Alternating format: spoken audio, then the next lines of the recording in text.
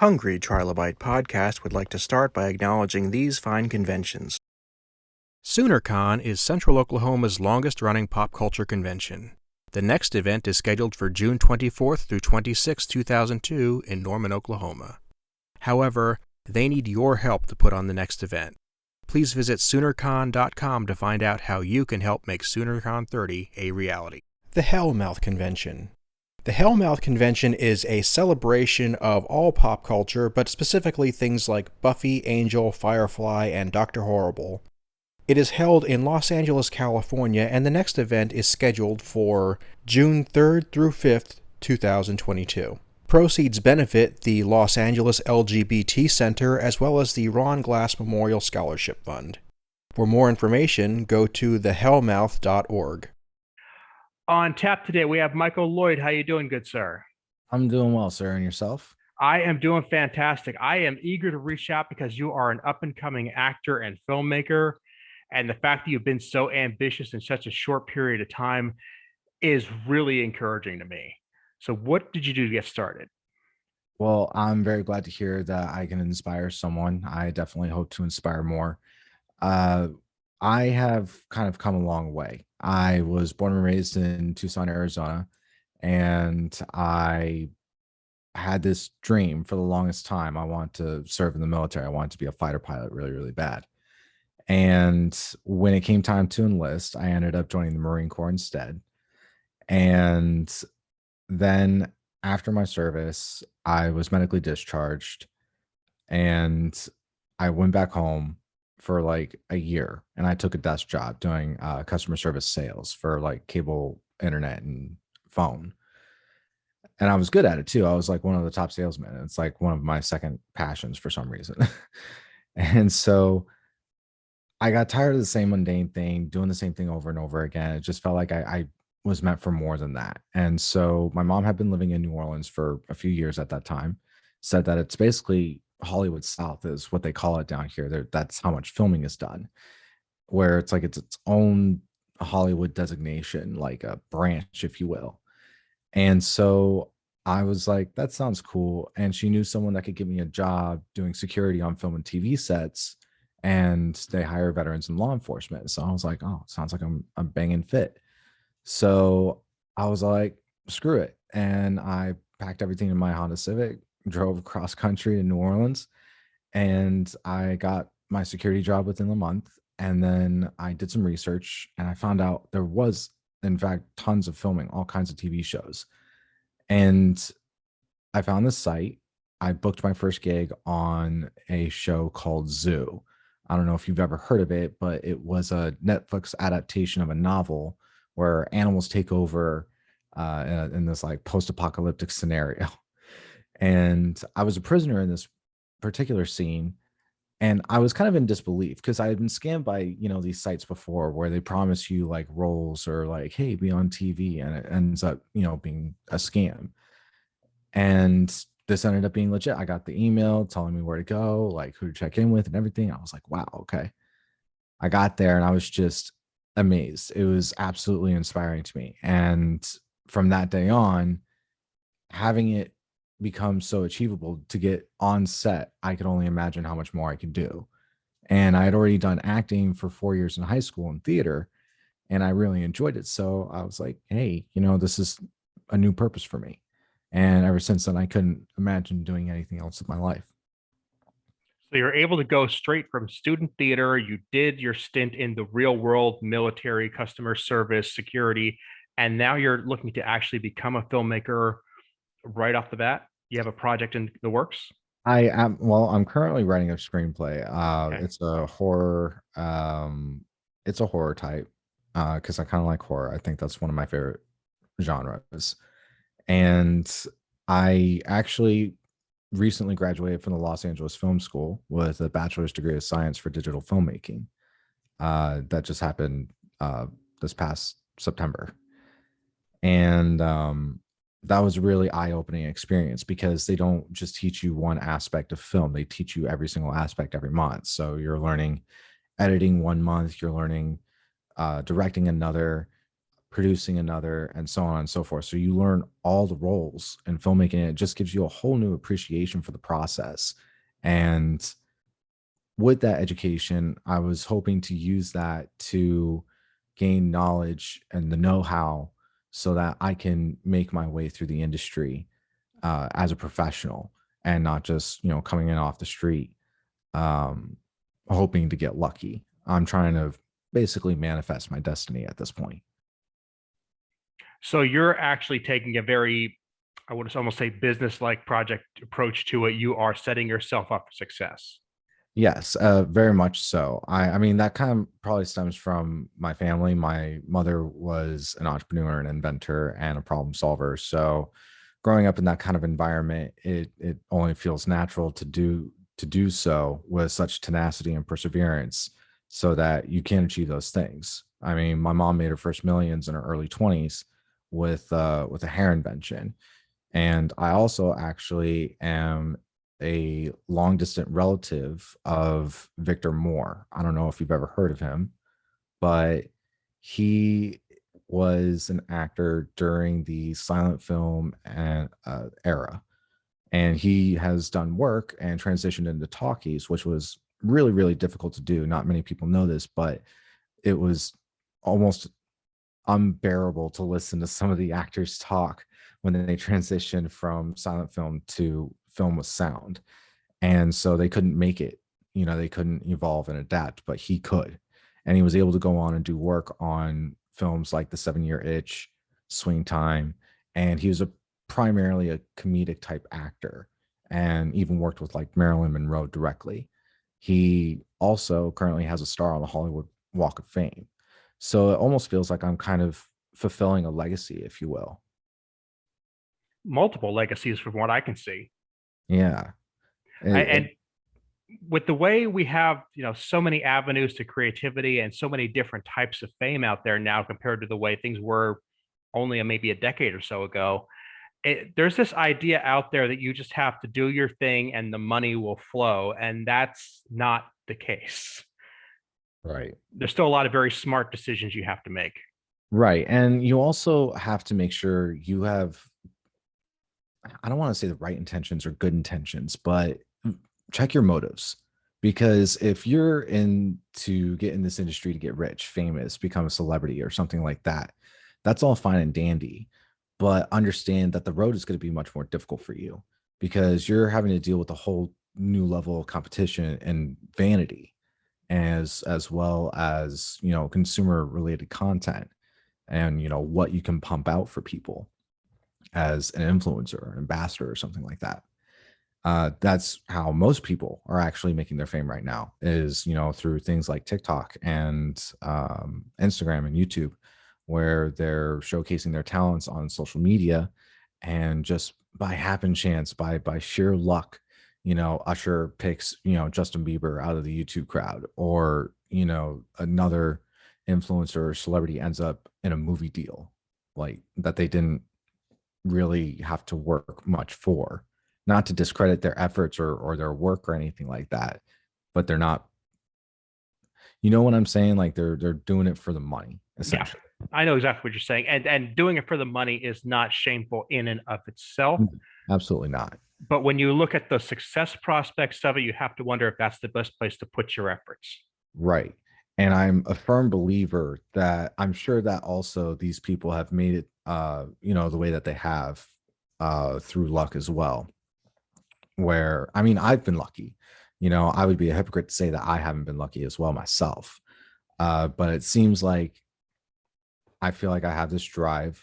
I'm taking these efforts and these steps to do it.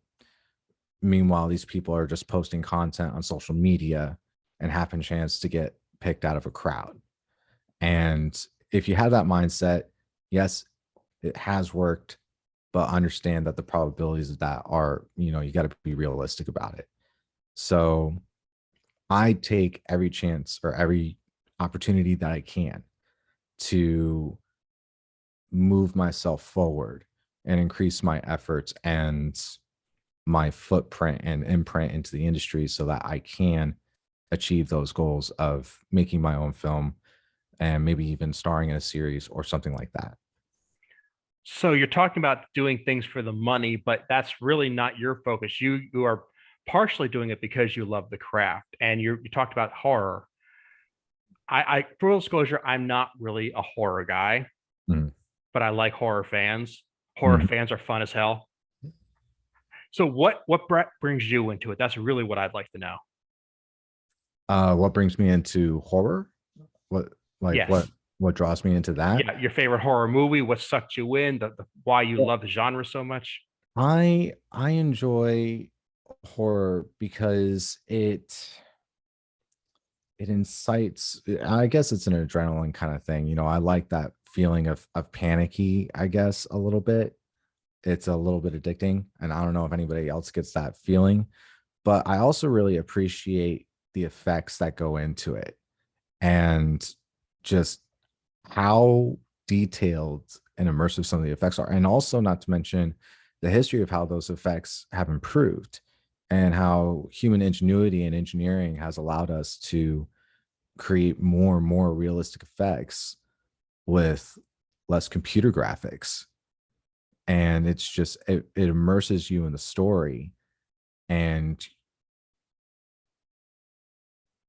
you feel for the character.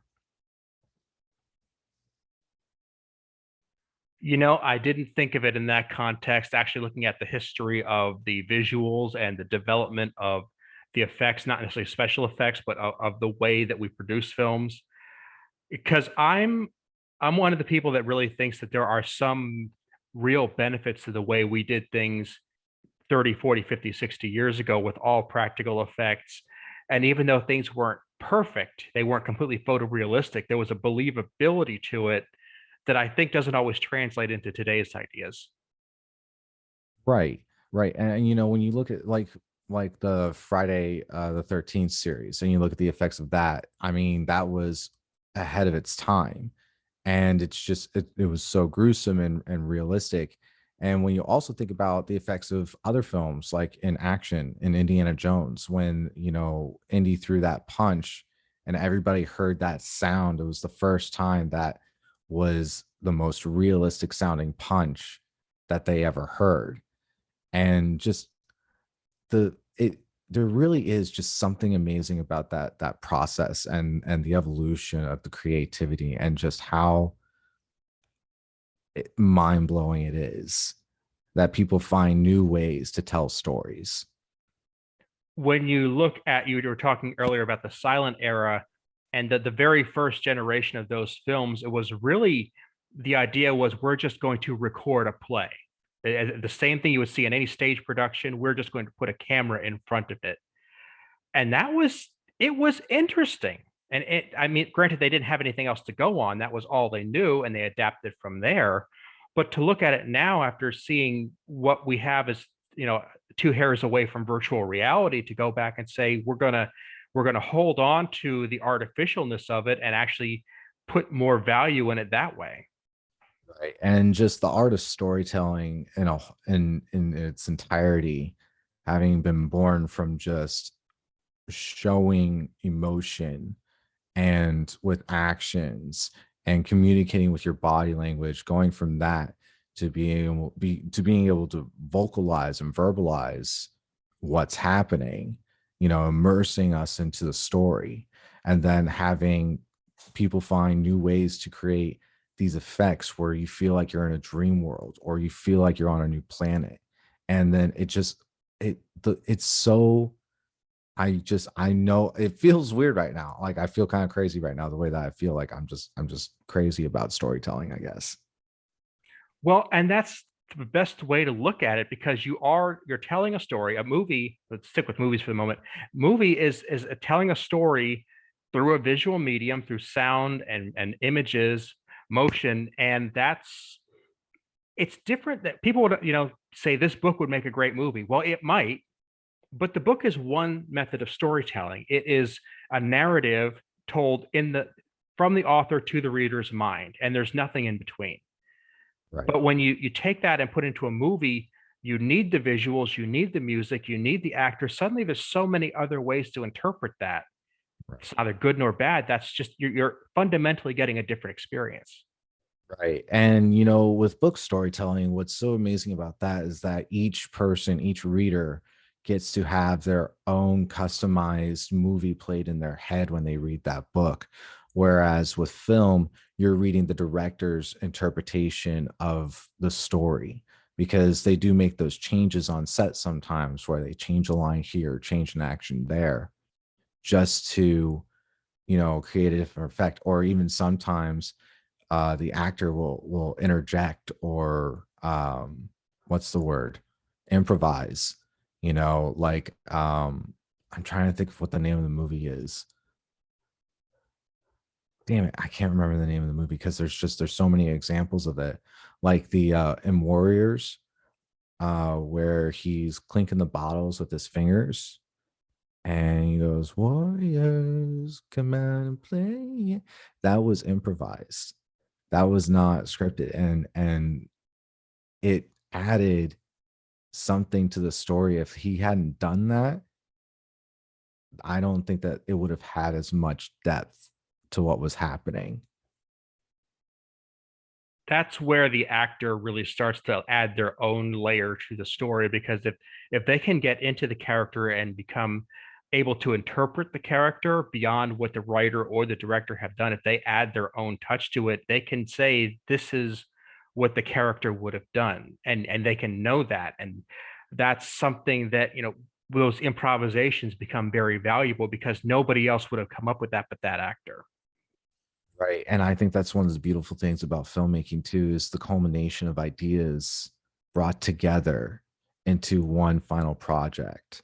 And you know, not many people do this anymore. You know, they have the credits list after the screen. I encourage people read the credits and see just exactly how many teams, how many employees it took to make those films. And I know it's a long list, but every single one of those people had a hand in making that film that you love and a lot of the classics that we love. And you know, they don't get the credit, they don't get the spotlight. They're not the ones out there collecting the awards at the Oscars or the Emmys or anything like that. It's the producers, the writers, the directors, the actors, you know. But having that team effort to bring a story to life is beautiful to me. It's creation in its finest form. I was always the kind of person who wanted to stay till the end of the credits when watching a movie, just because you never knew when there was something hidden there. And when I was a kid, that was very rare to hide something at the end. Now with this trend of having scenes or end teasers after the credits or during the credits, it's a little bit more palatable for the general public to do that. And I'm glad for that because I think it gives just one extra chance for those people to get their moment in the sun. Right. And I think a lot of people take film for granted too, because without these movies, without these shows that, you know, you entertain yourselves with all day, you know, like you're consuming it. Why are you going to bag on the people that are making content that you're choosing to consume?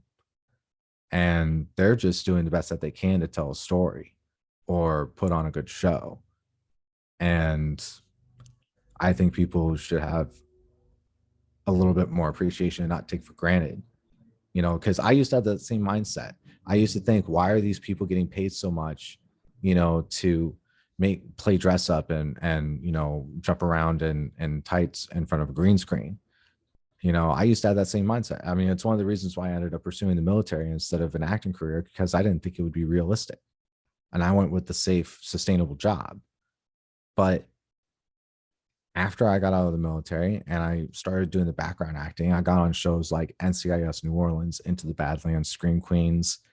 And there was this one film, that the first film that I got featured in, I have like 2 minutes of screen time that you can see my face in, but I'm not credited, which sucks. But uh, I was one of the Secret Service agents that was rushing through the hospital with LBJ, played by Woody Harrelson, after the Kennedy assassination scene. And seeing my face on that screen being immortalized like that was just, it's an undescribable experience. I mean, yeah, it fuels the ego and it's a little bit narcissistic, sure, but I mean, I don't see anything wrong with that. And I think that people should be proud of their achievements especially those kinds of achievements, because it's not like it's something that everybody is able to accomplish. So, and while I was on those sets, you get a real in-depth, you're in the trenches look of what goes into this. And it's a lot of a hurry up and wait. These are like 10-hour days that these people are working on and they'll do like 10-hour days for like 3 or 4 days a week just for one scene, like, and the equipment, the lights that go into it, the electrical components that are needed to deal with. Because when I took my electrical class, man, let me tell you, that one was tough. And I have a new appreciation for electricians. So kudos out to my electricians out there. Well, in defense of some of the average people out there who might not be appreciating the filmmaking industry as a whole, there's some reason they might feel that way, and you know this as well as I do. So I'm not trying to lecture you, but it's like I just feel like I got to stick up for the people on the other side of the screen, because we get so many stories of the people at the very top of that pyramid, the directors, the producers, the actors, and there just might be one or two people in that crowd who make a shit ton of money and they're absolute assholes. And those are the ones we hear all the stories about.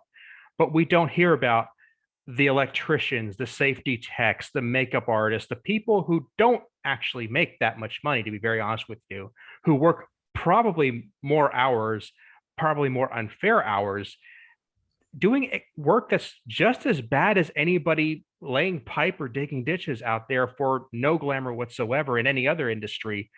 We don't hear about those people. And so it's very difficult to have sympathy for somebody you might not even know exists. Sure. And I totally agree with that. And by all means, I like sharing these stories though, in this perspective, in hopes that maybe it will inspire others to pursue artistic things and not take art for granted. And, even if it seems like it's obviously be realistic, but I just hope that, people, I'm sorry, excuse me. I totally lost my train of thought. No worries. There's a plane going over and my ADD is kicking in. It's quite all right. Oh God. I mean, one thing I would point out is you had a really good point, and something I love to go back to is that even if you aren't a super fan of the arts, if you don't think it's that a big of a deal, art is in a lot of ways the reason we do anything. Art is the reason that we do get up in the morning to, make sure the water's turned on, make sure that the vehicles are running, make sure the trains are running on time, to borrow a phrase. The reason is we want to be able to show that we as a culture made something. And I definitely understand, people's stigma, and I definitely understand people's, misunderstanding for sure. And I definitely understand the discontent, because I also harbor some resentment and discontent for, Hollywood, obviously, for harboring some of the things that they harbor. And I'm actually kind of hoping that maybe I can change some of that. But I got distracted again with my train of thought. I would personally think that there has to be a way to keep those people from being harbored forever for being successful at being monsters. And I don't want to single out names because there's a lot of names. We don't have to go down any particular one, but it's just the fact that that has been tolerated, and I don't think it's necessary. That's the other weird thing, is that there was always this message of, yeah, but maybe that's just the kind of person we need in that industry. No, it's not. This industry can survive without people being horrible pieces of human waste. And treating each other like a human being, with some respect and dignity. I mean, I think that's fair across the board. And and with that being said, I don't think that everybody should just appreciate art just for the sake of appreciating art. Obviously, if there's a bad story, if it's bad film, if it's bad show, that's fine. That's totally fine. But others may not share the same opinion because art is subjective. and there is no one right answer or anything. So I definitely understand, and I definitely don't think that, I'm not saying that people should just support art just for the sake of supporting art. Obviously, support what you support. But there's enough people out there now that even if the people supporting that art is only a slim chunk of the population, there's probably going to be enough interest there if it's genuinely good and can grab anybody to keep going. Yeah, absolutely. And I think actually more people are finding art. I think this pandemic has definitely opened people up to art a little bit more appreciation for it, especially for content creators now, because with the pandemic, TikTok being a thing, right? Blowing up over the pandemic, because what else was anybody else going to do sitting around their house, and unemployment, not able to go out, do anything. So it gave people the ability to express themselves and create. And I think it kind of created a newfound, appreciation for that type of creativity and that type of art. And I also think that it's opened up a lot of communities like film gurus and film buffs like myself. Mhm. And I'm definitely finding more and more people that are understanding and showing interest in the craft. And that's inspiring to me, because I think that this type of storytelling really is uh, the best kind of storytelling. Agreed. And it's interesting that the pandemic added such a weird vibe, a trend almost in film or media consumption, because I Right. saw so many people start to do deep dives and rewatches into shows that I had been a fan of for ages and that the world had kind of left behind. Two examples I can think of right off the top of my head would be Stargate SG-1 and Star Trek Deep Space Nine, are both excellent shows. They have their diehard fans, but they're not really on anybody's lips right now. And then the pandemic hit, and Sunny's like, "Oh, hey, I'll give this a shot, and it's amazing." Whereas it's been all my life. Right. And one thing I also would recommend people out there, I don't know if anybody has seen it yet or not, but there's this series on Netflix. It's like a mini series called The Movies That Made Us. And I Mhm. really like this series because it showcases all the different types of films like Dirty Dancing, Pretty Woman, Forrest Gump, Die Hard, all these classics that so many people know and love, and a lot of people have grown up on. Uh, Showcases their faults, their shortcomings, the obstacles that they had to go through. Some of them almost didn't even make it to the silver screen or the distribution. Excuse me. And one thing that I will say is the helicopter scene in Die Hard. They had to shoot that scene with the one with their helicopters were flying through the building for Nakatomi Tower. They shot that in the city. Due to the sound ordinance, they had 2 hours to get the shot.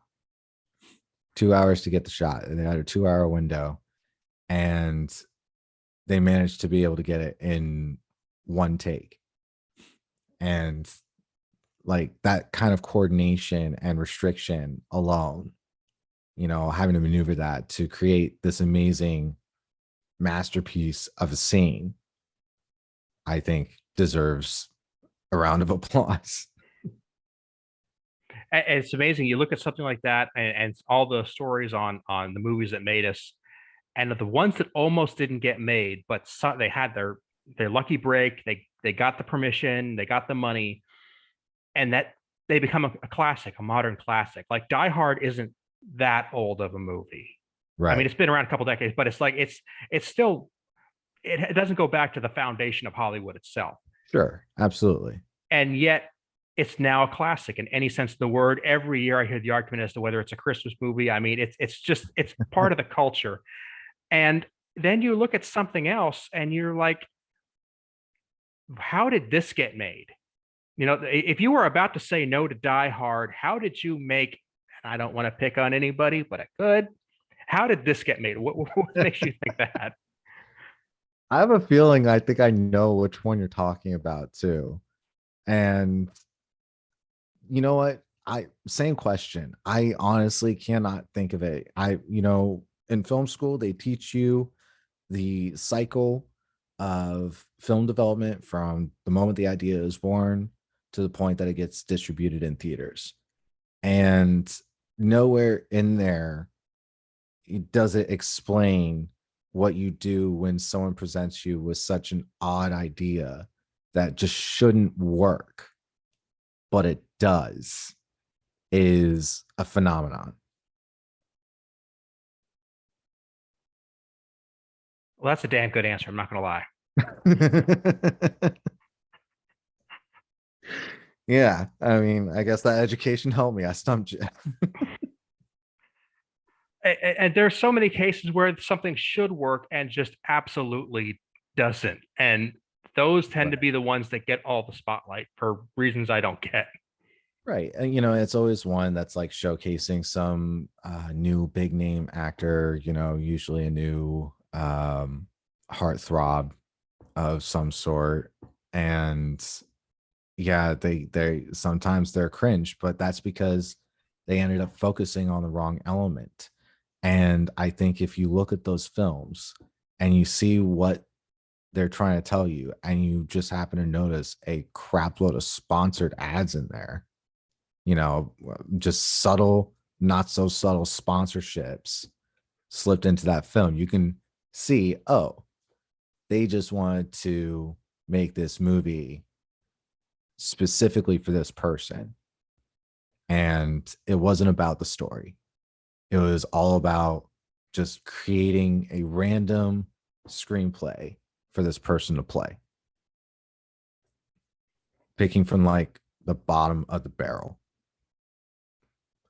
At least that's my insight. I mean, when I look at those films, that's what I see. Because when you look at the films that are amazing, and I know a lot of people, he's kind of like controversial, Quentin Tarantino. I love his films. Absolute great storyteller, amazing storyteller. I love his stories.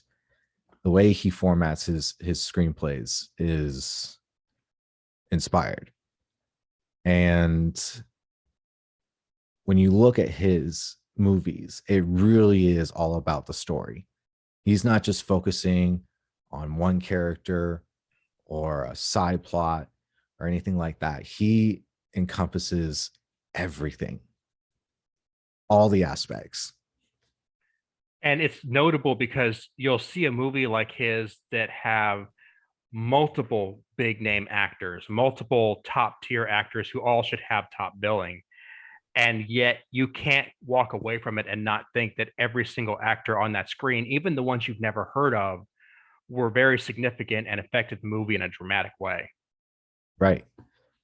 Another great director, Martin Scorsese. Mm-hmm. His films, phenomenal. All about the story. Mm-hmm. That's the big difference. And I think that's what separates a good film from marketable consumer content. Yeah. A lot of the movies that we're seeing now are great experiences and they're fun, but is it a great film? Is it something that sticks with you that you want to go back to see what you missed?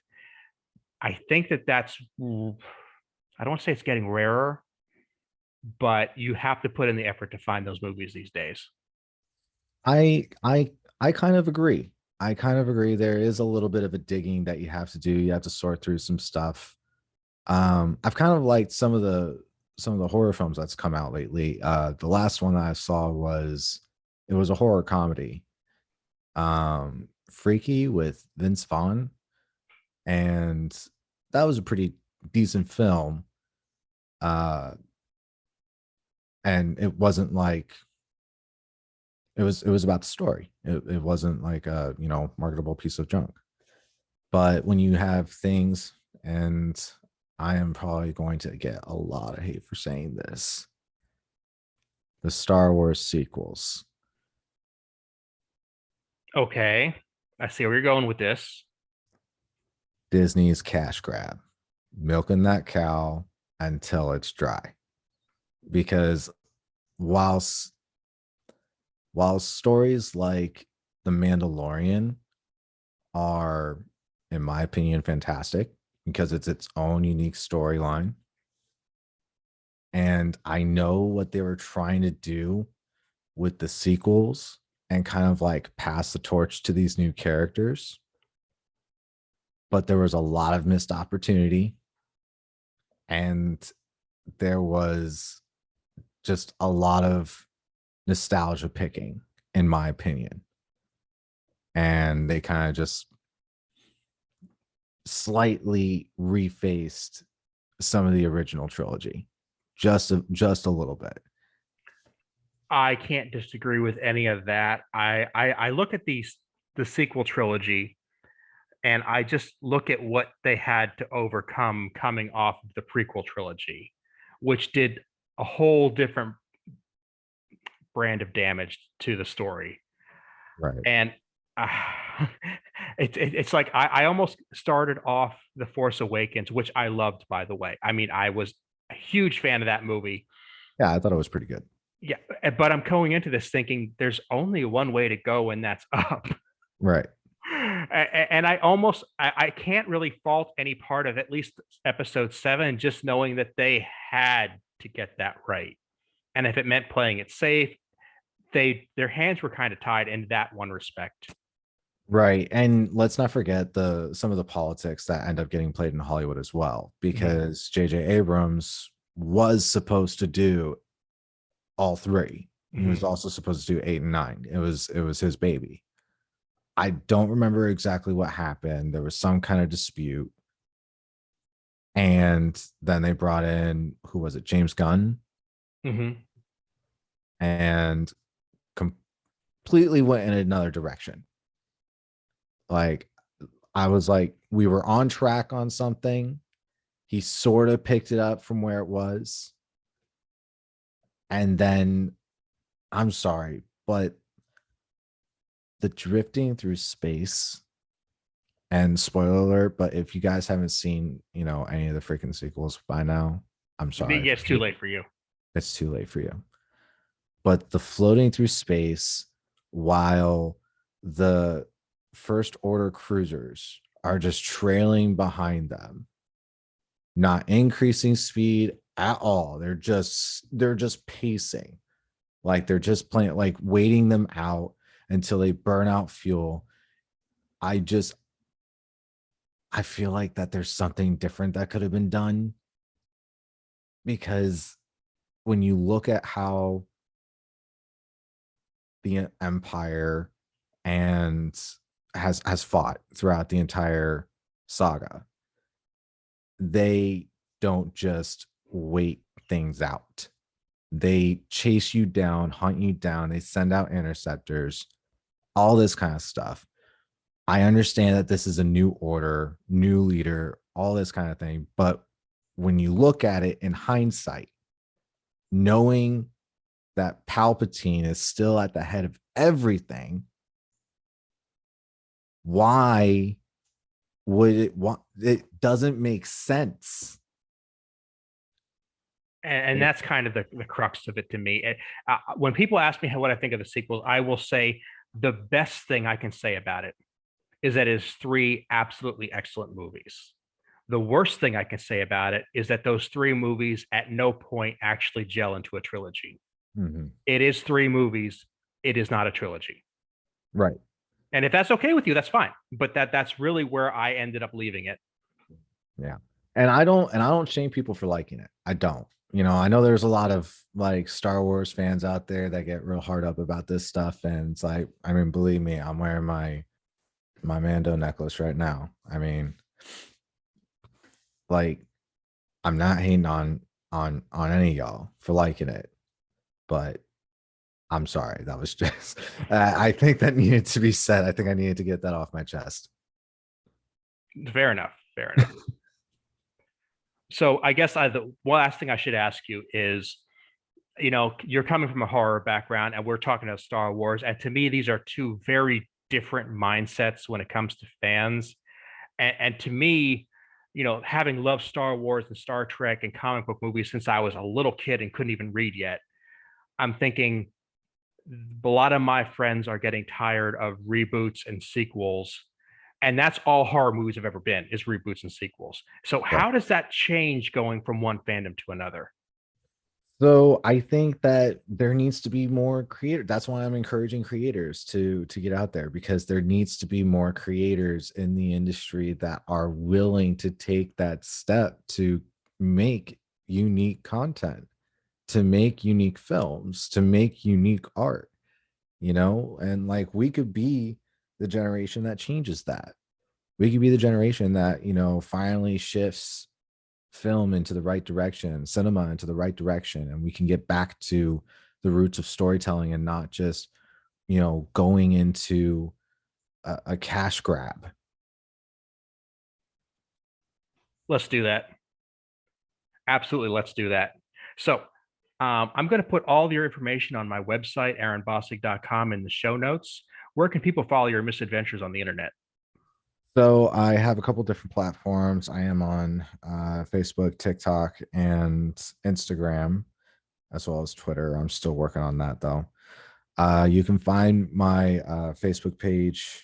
It's my name, my full name, Michael Lloyd. It's an actor fan page. That's where I'm going to try posting all of my news and updates on things that are coming up and what I'm doing. You can also see some of the things I've done so far, like my appearance in Queen of the South, season 5, as Flacco. And I'm also going to, let's see, I think I'm trying to pull it up right now, but my phone's acting up right now. But I mean, I'll send you the links as well so that you can post them. But you can also find my handle, Mystic Mike. That's MYSTIK Mike. And that's my Instagram handle as well as my TikTok handle. And I will do my best to get everybody updated on everything that's going on. Well, Mystic Mike, thanks so much for being here. I'd love to have you back anytime. It sounds great. Thanks for having me. I appreciate it.